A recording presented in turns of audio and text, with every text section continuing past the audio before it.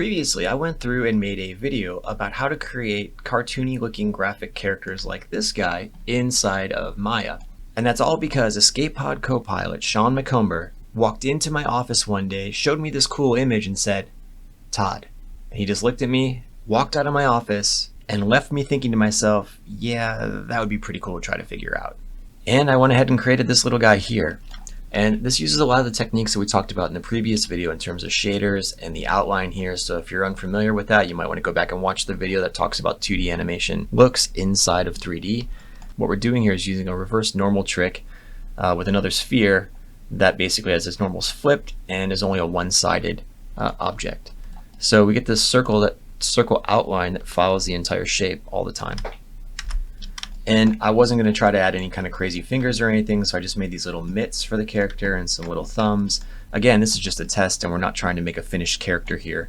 I didn't even add segments in here for the arms or legs to be able to bend. It's all just about the basics of how I might accomplish this face. And what happens here is that this character's eyes are going to get really big and squash and stretch, and the mouth is going to open up, and sometimes you want to see it from the side and we want to cut a big hole kind of in the side of the head. So how do I go about thinking about those things? Well, the first thing I did was I created a quad ball. And again, this is not super clean geometry, but I just created a quad ball. It's almost acting as like a button where it has an edge. If you look at it, this edge right here is where it's sitting on that surface. Well, the cool thing about having a circular character is it has a central point. So if I was to select, let's say this eye, let's hide this outline, it's going to get in my way. If I select this eye, you can notice that I've set its pivot point directly at the center of my character. There we go. You can see it right here. And the reason for that is because I can then rotate this eye all around the perimeter of the character in any direction that I might want, which is really great. So I don't want to have its pivot point set here. Actually, I could have its pivot point set there, but I could have it on a group, and the group pivot point is set back here. Whatever, it doesn't matter as long as I have a central pivot point that I can rotate and get it anywhere I want on the sphere. Part of that's because I don't want it to be fixed to one position. I want to be able to move everything around. Well, what I did was I created a lattice that goes around those eyes. So if I select this lattice, what it's allowing me to do is come in and select this, and I can squish the eye in, I can pull it out. If I want to, I can pull it way up like this and make it really big. Now what you'll notice is it starts to pull away, obviously from the round shape. Well, the nice thing about having the deformer put onto this is I could go in and I can start to bend it back. So I could arc it back into the shape that I might need, doing something like this. A really simple fix. Now imagine that I knew I was going to have the eyes getting smaller and bigger. I could probably set up blend shapes on the eye itself and then just have a slider or a trigger that I can use to basically slide them to make them bigger or smaller, and those blend shapes would automatically go through and maybe start to actually have the deformer bending the eye, so I wouldn't have to do that on a shot-by-shot basis. So let's try something. Let's make this a little bit smaller, and I'm going to select my lattice, and I put this lattice onto a group. So the lattice is on a group. If I hit up, you can see that entire lattice is on this right eye group. If I take this and move it, you can see my eye is sliding along. What's cool is that by using the group, the orientation of the lattice has stayed exactly the same, so I could still scale this out, and again, if I wanted to, I could bend all this stuff around, or I can move it around to get the eye to sit the way I want to. And let's say I did bend this down and in, I could even rotate these, which is probably a better way of handling this slight rotation. So now if I come in and I grab, the lattice and I go up to the group that's sitting right here, I can take it and I can go all the way around my object, which is really cool. Any which way I want to go, I can slide this eye and it looks like it's still sticking onto that surface. There are some other ways you can go about doing this. Again, this is just a little quick test I was throwing together, and this was the simplest way I could think of to do it. The eyebrows are set up exactly the same way, where they're on a group, and what I can do is I can move those any which way I want. And I didn't use a sphere for this, I used a quad ball, and a quad ball isn't perfectly round, but on a character like this, actually a little bit of that nuance might be kind of nice to keep it from being absolutely perfect. But you'll notice here it starts to clip in just a little bit. But what I would do in that case is just come up here and grab the actual object, and I can slide it out, or I can have another controller, whatever, moving those around.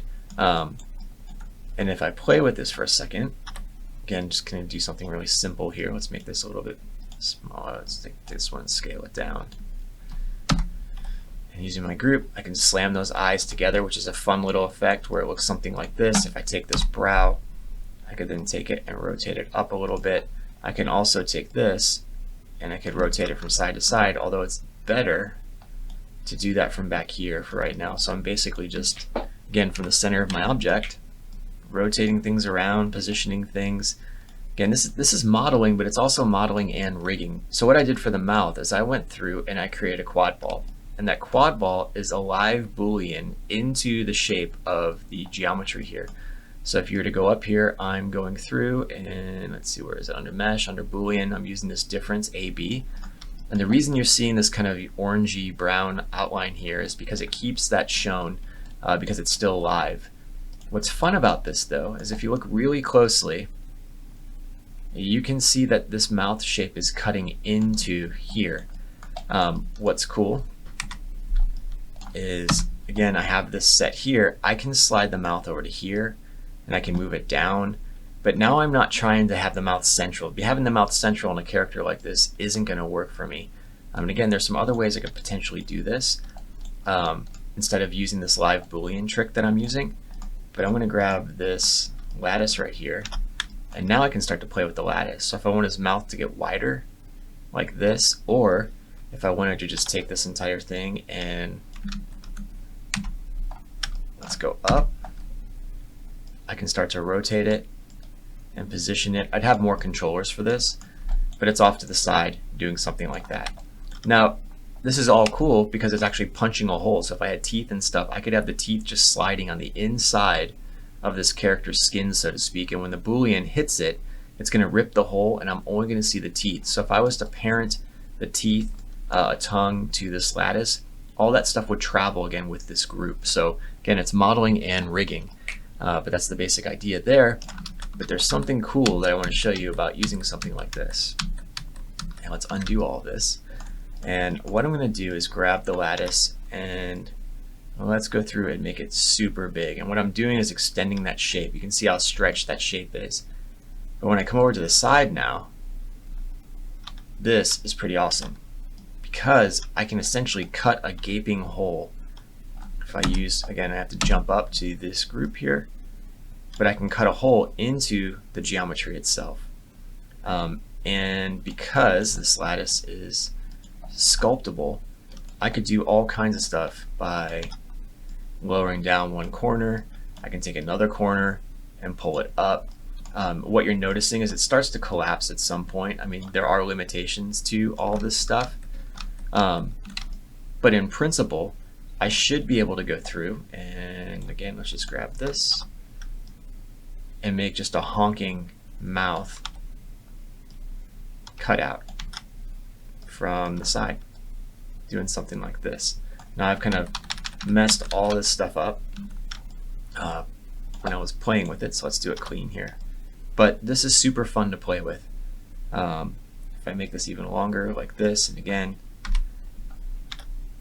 rotating and playing, but you can start to see what you might be able to do with some of this stuff. As far as what you're seeing here, you're seeing faceting, and that's because when I created this Boolean, I didn't actually subdivide this very many times, but I left it live. Because it's live, I should be able to go in there and do a smooth on that, and if I was to crank this up to like a subdivision of 4, notice how smooth that's going to be. And for most purposes, if I was going to render this out, even if I get pretty close, that's going to give me a nice clean edge. Even if this geometry isn't as smooth as the Boolean itself. So I have a lot of control. There are certain times where it eats up your memory, and again, there's a lot of other stuff you can do with this, but hopefully this plants a seed of how you can approach a character like this in terms of its mouth, performance, and sculpting blend shapes. If I was going to be doing this on a character I was going to be using for something besides just this little test, what I would probably do is maybe create a set of blend shapes that are already on the Boolean shape that I can use sliders for to make like a smile or a half frown or whatever it is I want to do. I'd have all that tied in here already so I can dial it up on top of this. And especially if you create blend shapes, if you do half of the mouth as one blend shape, the other half as another, then you can have a smile on one side, a frown on the other. You can do custom stuff. Kind of the sky's the limit. But I guess one thing I should mention too is when you're playing with these, and if you're not experienced, again, kind of playing with rigs and whatnot, What you need to realize is that this stuff is a trap for double transformations, which means that you're going to get one object's going to move twice as much as others. When you have a geometry and a lattice like this, you need to separate the geometry from the lattice. I can't have both of those things parented under whatever my rig hierarchy is. So in this case, I just create another little group called geometry. All that stuff is moved over. Anything that's strapped into a lattice, like the mouth boolean, the eyes, gets moved over here, and only the lattice itself is actually under the control stack over here. And again, this is not a rig structure, really. I'm just kind of throwing some stuff together here to show you, but I just wanted to point that out just in case you're not familiar and you start trying these things and it doesn't quite work the way you expect it to. So the last thing I want to do here is just show you a little scene that I put together using this little test along with some of the shader work that we've already talked about in the previous video to create an overall graphic effect. And here we have it. So I've taken the little character, and what you're seeing here is I actually have a projection map put across the circle, or the circle character, that is basically parented to the camera. So when I move the camera around, you can see it's swimming because I didn't want to take the time to UV unwrap anything. This is just a little test. But I was able to take it, pull the eyes. I used the same little trick on the outside of the eyes, creating a little piece of black geometry that rides just underneath the eye that scales with it. I've moved the eyebrows up and off a little bit so that they get a little bit of play in terms of riding off of the shape itself, which is fun. I took the mouth, I just kept it really simple and moved it over to the side. I'm not trying to do the gaping hole trick. And for the arms, I'm just basically breaking these things and kind of repositioning them. But if you were to set these up properly, you could bend them, do all kinds of fun stuff, get curves, whatever you wanted to do. But there's a few other things I wanted to show in here that you can get away with that might be kind of fun if you're building a set like this. So the first thing is I want maximum flexibility. And this took me, all of this together took me about 8 hours or so to slam together. All the character stuff, car I kind of already had, but all the building stuff, whatever. I was just playing around and experimenting. And if you look at everything and just smooth shade, what I've actually got here, these are separate. So the little crosswalk patches are separate pieces of geometry. I just kind of cut those. I could use a plane. I actually just carved these out of a plane. And then what I did is I went into my top view and just did a quick screenshot of this, took it into Photoshop, and then I'd use the marquee tool to draw some of this stuff out, and then I roughed up some of the edges. But now what's nice is I've got flexibility to move this around. So if I was doing a shot or something like that, or if I wanted to cheat perspective on something, I could kind of rotate it out just a little bit. I could move them, I can scale them, but it's maximum flexibility. I can reuse them someplace else if I want to. But just a fun way to achieve that. And with this look, these are riding just on top of the other surface. So if you get close enough, you can kind of see, let's see if we can get it. There's a little tiny gap in between where they sit, but from the camera angle, you wouldn't see that because using the techniques that I've been showing you here, I'm not really using lights. This wouldn't have shadows or the ability to cast shadows, so you would never really be able to tell. I'm doing something similar here on this curb. And what actually is happening is I have a plane that's sitting in front of this shape right here. So this is the sidewalk and it drops straight down. And I'm going to texture all of this as like sidewalk gray or whatever you want it to be. But this plane in front of it, again, the artwork that Sean had showed me had broken edges, and he used the marquee to lasso stuff and then broke up the edges. So what I did here with using the plane is I overshot a little bit, so it's pulled out away from the other piece. You can hopefully see that. There's a little bit of a gap in between these two. And this is just texture map then with a texture I made in Photoshop